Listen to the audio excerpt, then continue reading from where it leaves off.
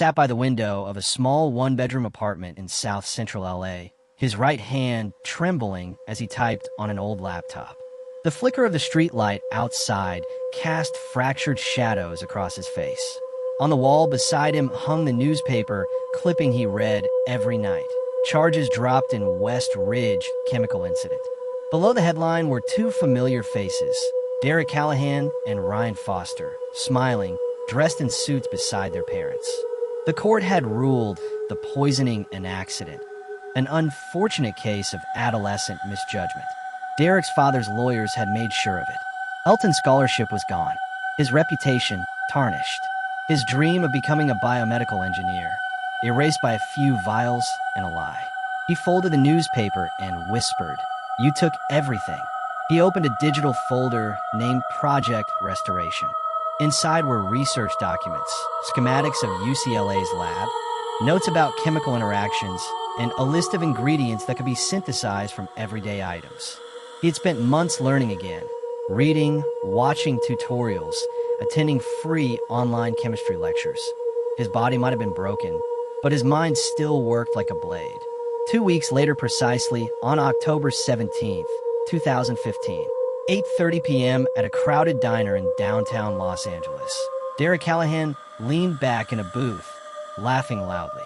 Across from him sat Ryan, nervously stirring his milkshake. "Man, you're still stuck on that." Derek chuckled. "That was, 2 years ago? We got off clean. You should be thanking me." Ryan looked around uneasily. "It doesn't feel right, dude. Elton could have died.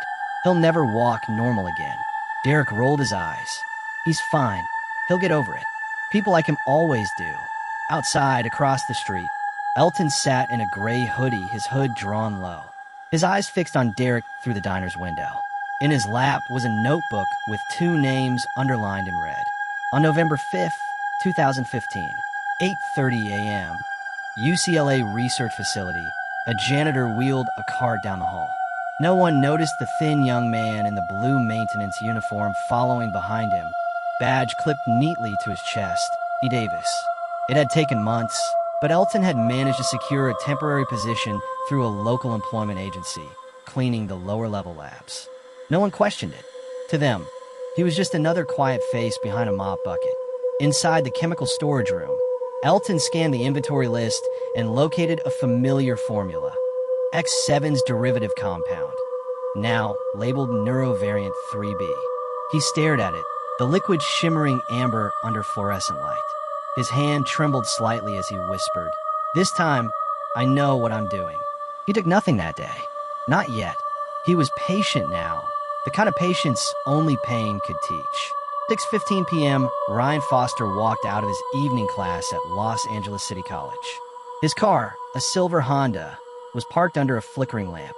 As he reached for his keys, he noticed a folded paper tucked under the windshield wiper. He picked and opened it. "Do you ever think about what you did?" "Because I do. Every night." "ED." Ryan froze. He turned in every direction, heart pounding. The parking lot was empty except for the hum of distant traffic. He drove home, trembling. That night, he barely slept. December 5th, 2015, 9:10 p.m. The next letter came in the mail. This time, typed neatly on plain white paper. "They called it an accident. I call it intent. You'll pay for what you took." Ryan went to the police the next morning. The desk officer took the report, but shrugged. No threats, no crime. Probably some prank. But Elton wasn't pranking. On the 14th of December, 2015, 11:25 p.m., in a dimly lit garage in South Central, Elton mixed chemicals carefully in glass tubes, wearing gloves and goggles. His movements were slow but deliberate. He had learned enough to understand concentration and dosage, not to kill outright, but to paralyze temporarily. He thought about Derek's laughter in the diner, about the courtroom photo, about how the system had smiled and said, "Move on." He whispered, "Let's see you move on now." On the 10th of January, 2016, at about 7 p.m., there at Derek's family mansion, which stood in the hills near Encino, a fortress of glass and concrete, was a small gathering to celebrate Derek's 18th birthday. Laughter, music, and champagne were flowing. As guests mingled, a waiter in a white shirt and black tie served drinks. Nobody noticed that he limped slightly or that his right hand trembled as he poured. When Derek reached for a glass of wine, the waiter's gaze lingered for half a second too long. Later that night, Derek stumbled out to the balcony, gripping the railing. His vision blurred, the world tilted, colors melting into darkness. He collapsed. Panic erupted inside the house. His father called 911. The paramedics arrived within minutes. Derek was breathing but unresponsive. Severe neuroinhibitor reaction, the ER doctor said at Cedars-Sinai. But the toxin isn't common. We're still analyzing it. Detective Maria Chun of LAPD West Bureau was called back to the case on January 11th, 2016. Chun stared at the new report. Same chemical structure, same trace elements as compound X7. She leaned back, exhaling. Someone's tying up old business. Kane, now nearing retirement, glanced at her. You think it's our boy? Davis. Revenge that is this personal will not stop with just warnings. Later that night, the security guard outside Ryan's apartment complex heard glass shatter from the rear stairwell. He radioed for backup. When officers arrived minutes later, they found Ryan unconscious in his living room, gasping for air, a faint smell of ammonia in the air. On the coffee table sat a single envelope. Inside the envelope was written, an eye for an eye, right? But it still doesn't feel equal. Ryan survived, barely. But like Elton, he awoke with partial paralysis on his left side.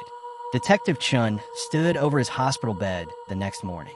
You should have told us everything, Ryan, she said. He wept. I didn't think he'd actually do it. Police raided Elton's apartment in South Central. They found chemical glassware, formula notes, and a copy of Derek's newspaper photo pinned above the desk. But Elton was gone. Chun scanned the cluttered desk and noticed one sheet still wet with ink. The inscription was "Justice denied is revenge reborn." She sighed, folding the paper. He's not finished. January 24th, 2016, at about 8 a.m., Detective Maria Chun stood in the doorway of Elton Davis's small apartment, sunlight cutting across the desk piled with papers. The air still smelled faintly of acetone and printer ink. Anything? Kane asked, glancing over her shoulder. Chun lifted a folder labeled Restoration Project. Inside were notes, sketches, timelines, and a list of people. Derek, Ryan, a few teachers, even the school's principal. He wasn't trying to kill anyone, Chun said quietly. He was documenting everything. He's been building a case. Kane frowned. A case? Yeah, look at this. Statements, digital messages, even photos of the original lab storage. He's reconstructing what happened 2 years ago, trying to prove the poisoning wasn't an accident. Kane sighed. So the kid's trying to do our job. Maybe, Chun said. Or maybe he doesn't trust that we ever did.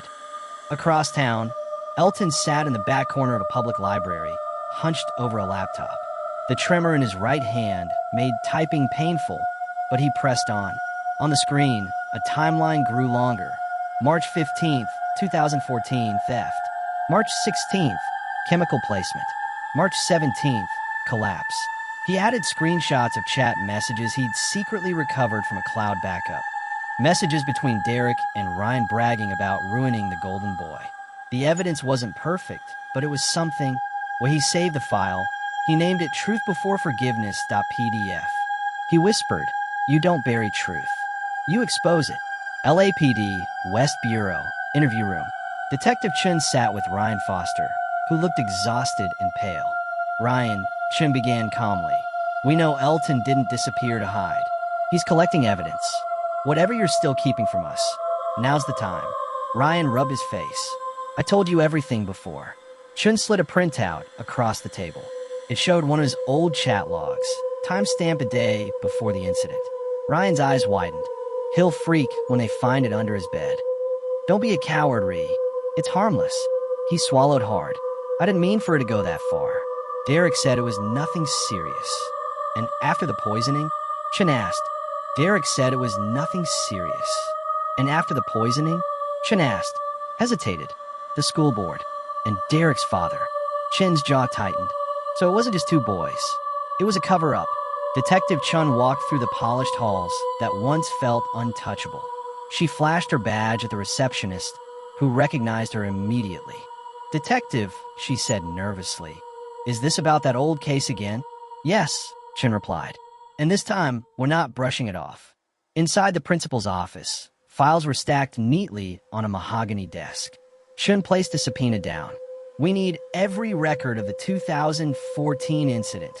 Faculty memos, insurance filings, anything relating to Derek Callahan's family contributions." The principal swallowed. "Detective, the school was advised to bury the truth," Chun interrupted. "Not anymore." Elton sat on a bench overlooking Echo Park Lake, a soft breeze rippling across the water. His laptop rested on his knees, the file now complete. Every document, every screenshot, every lab inventory page linked together in a single, undeniable story. He uploaded it to a private drive and sent it to 3 recipients: Detective Maria Chun, the Los Angeles Times Investigations Desk, and the California Department of Education. Then he sat back, breathing shakily. For the first time in years, he didn't feel anger, just release. Detective Chen's inbox pinged. The subject line read, "The Truth Before Forgiveness," from Elton Davis. She opened the file. As she scrolled, her face hardened. It was all there, proof that Derek and Ryan had stolen restricted lab material, that the school board had destroyed evidence to protect donors, and that Elton's name had been deliberately left off the legal correspondence. Kane whistled. "If this checks out, half of West Ridge's leadership is in deep trouble." "Not trouble," Chin said quietly. "Accountability." Tabloid reported, "West Ridge prep cover-up exposed. Student framed in chemical incident speaks out." An exclusive investigation by LA Times staff reporter Carla Mendez reveals a 2-year cover-up involving school officials, wealthy parents, and suppressed police records in the 2014 West Ridge prep chemical poisoning incident. The victim, Elton Davis, provided extensive documentation showing deliberate evidence, tampering, and withheld testimonies. The Los Angeles District Attorney's Office has reopened the case. Elton's mother, Gloria, sat at her kitchen table, tears running down her cheeks as she read the headline. "You did it, baby," she whispered. Reporters crowded the steps as Derek Callahan and his father entered the courthouse, avoiding cameras. Ryan Foster arrived separately, escorted by his attorney. Inside, Detective Chun took a seat in the back, not seeking revenge, but truth. "Make a statement." Elton rose slowly. 2 years ago, he began, voice trembling but clear. "I thought justice meant punishment. I was wrong. Justice is exposure, bringing what's hidden into light. What they did to me can't be undone, but what happens next will decide if the truth still matters in this city." The courtroom was silent. Outside the courthouse, Chun found Elton waiting by the steps. The sky was fading to orange. "You did well in there," she said. Elton smiled faintly. "You finished what I couldn't." "You started it," Chun corrected. "Sometimes it takes the broken ones to shake the system." Elton looked toward the horizon, the city lights flickering alive below the hills. Maybe it's not about revenge or forgiveness anymore. Maybe it's about remembering, so it doesn't happen.